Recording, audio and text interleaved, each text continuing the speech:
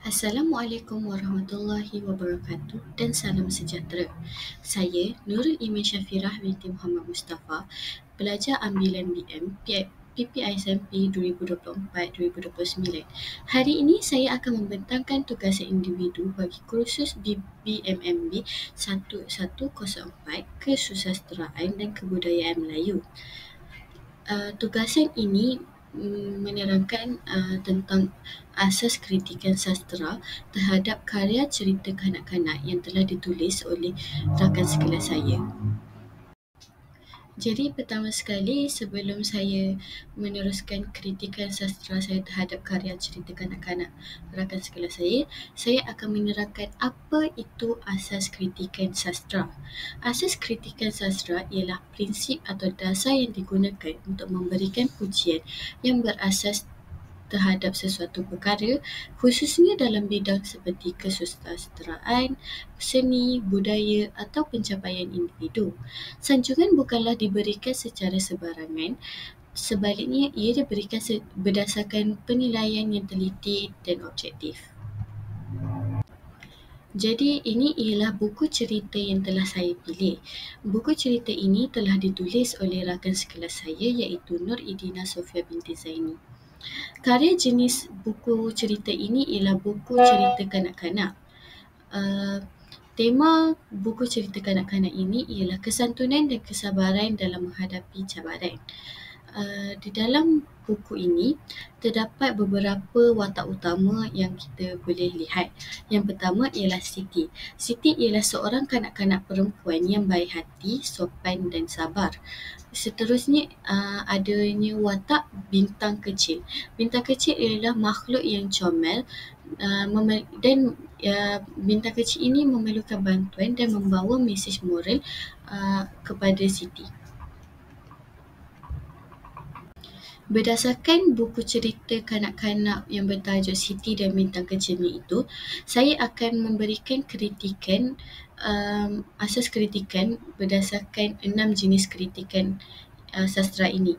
Yang pertama ialah kritikan sanjungan, yang kedua ialah kritikan teguran, yang ketiga ialah kritikan saranan, yang keempat kritikan pendekatan, yang kelima kritikan penganalisisan dan yang terakhir ialah kritikan penilaian.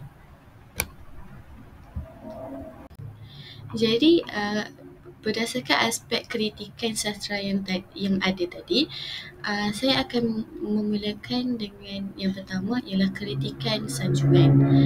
Berdasarkan halaman yang saya tunjukkan ini, di bahagian awal cerita ini, ia menunjukkan kekuatan besar dari segi mesej dan pendekatan untuk menarik minat kanak-kanak.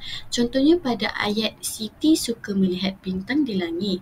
Suatu malam, dia ternampak cahaya yang kecil jatuh ke tanah. Jadi dari aspek kritikan sanjungan ini, terdapatnya kekuatan karya. Jadi apa kekuatan karya buku cerita ini ialah bahasa yang digunakan mudah dan ringkas. Ianya sesuai dengan tahap pembacaan awal kanak-kanak. Seterusnya, watak utama Siti. Watak utama Siti ini digambarkan sebagai penyayang, berani dan sopan. Jadi nilai-nilai ini penting untuk membina sasiah diri kanak-kanak. Jadi penulis di sini ingin menyampaikan pengajaran melalui tindakan dan dialog, bukan secara terus. Ini lebih berkesan untuk pembelajaran tidak formal. Seterusnya, unsur fantasi yang menarik. Di sini terdapatnya bintang yang bercakap dan jatuh ke bumi untuk mencetuskan imajinasi pembaca. Dan terdapatnya pujian khas untuk cerita ini, di mana cerita ini menunjukkan bahawa kesopanan dan sabar bukan hanya nilai bahasa tetapi nilai hidup, dan perkara ini ditampilkan dengan halus melalui plot. Seterusnya ialah dari aspek kritikan teguran. Kritikan teguran ini tidak bermaksud untuk merendahkan karya. Sebaliknya, ia bertujuan untuk mencadangkan penambahbaikan bagi meningkatkan nilai sastera. Contohnya, di dalam buku cerita ini, ketika ini Siti mula berasa penat untuk meneruskan perjalanan dia. Tetapi apabila dia melihat muka sedih bintang kecil, dia pun teruskan untuk berjalan kerana berasa serba salah. Jadi dari aspek kritikan teguran, uh, di aspek ini ia memberikan beberapa teguran membina. Antaranya ialah motivasi watak boleh dikembangkan. Di sini watak Siti tidak patut berasa serba salah, tetapi disebabkan disebabkan Siti ialah seseorang uh, yang boleh berfikir dan pandai membuat keputusan dan mempunyai empati yang tinggi. Jadi, dia mempunyai rasa serba salah itu. Seterusnya ialah emosi watak tidak begitu mendalam. Misalnya ketakutan, keletihan atau kebimbangan, penulis boleh memperkayakan lagi dengan dialog atau gambaran suasana uh, seperti perasaan atau emosi watak tersebut. Dan akhir sekali ialah plot agak terlalu lancar. Disebabkan plot yang tiada rintangan atau konflik sebenar yang mencabar watak utama, ini mengurangkan kesan dramatik cerita kanak-kanak ini. Jadi, teguran ini bukan untuk melemahkan karya, tetapi untuk melihat bagaimana cerita ini boleh menjadi lebih kuat dari segi naratif dan emosi. Seterusnya dari aspek kritikan saranan. Di aspek kritikan saranan ini, saya telah memberikan cadangan untuk penambahbaikan yang boleh dibuat oleh penulis untuk membaiki buku cerita kanak-kanak Siti dan Bintang Kecil ini.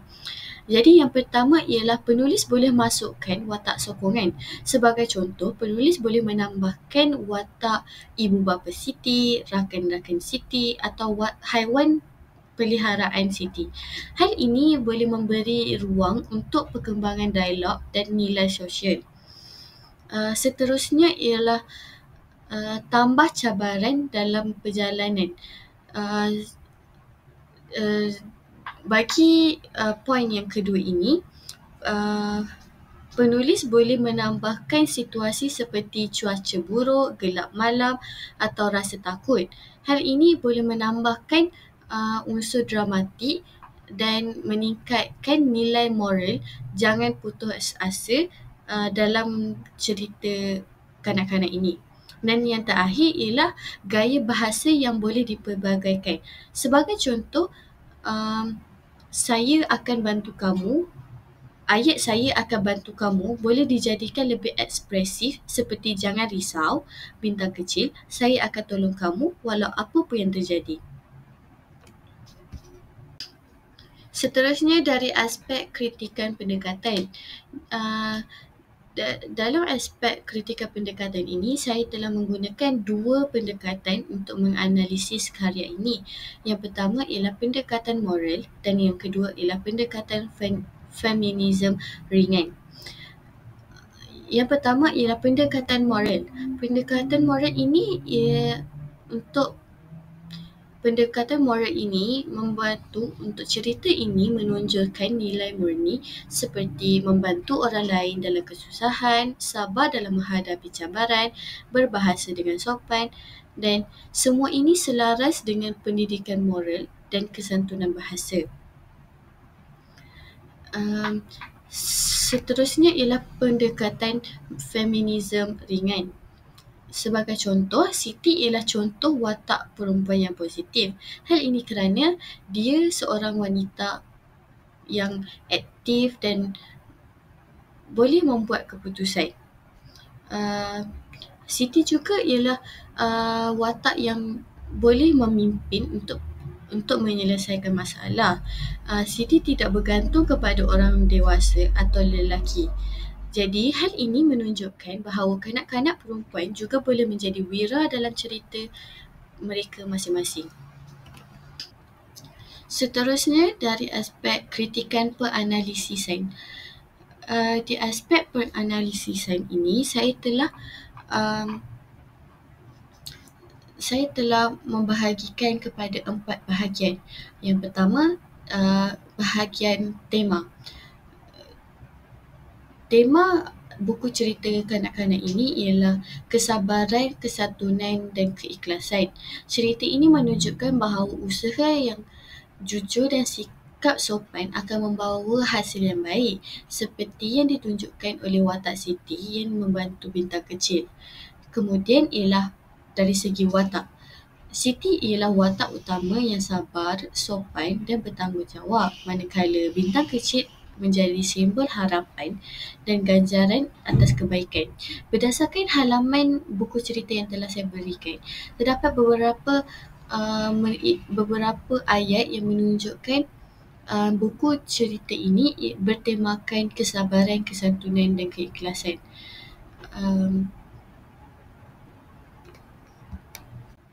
Seterusnya, dalam aspek kritikan penganalisisan ini terdapatnya latar. Latar ini menunjukkan masa dan tempat yang ada di dalam buku cerita ini. Sebagai contoh, masa. Masa yang terdapat dalam buku cerita ini adalah pada waktu malam. Waktu malam ialah waktu yang sesuai dengan suasana yang tenang dan majlis. Seterusnya, tempat. Di dalam buku ini terdapatnya dinyatakan tempat yang ingin ditujui ialah puncak bukit. Puncak bukit ini melambangkan cabaran dan pencapaian kerana mereka ingin ke puncak bukit. Jadi jika mereka sampai ke puncak bukit, mereka telah mencapai mereka punya pencapaian. Seterusnya ialah gaya bahasa. Gaya bahasa yang digunakan ialah ringkas, penuh kesantunan dan sesuai untuk pembaca kanak-kanak. Dan dialog sopan seperti boleh saya bantu dan terima kasih mengajak adab secara tidak langsung kepada kanak-kanak yang telah membaca buku kanak-kanak yang bertajuk Siti dan Bintang Kecilnya ini. Seterusnya, dari aspek kritikan penilaian.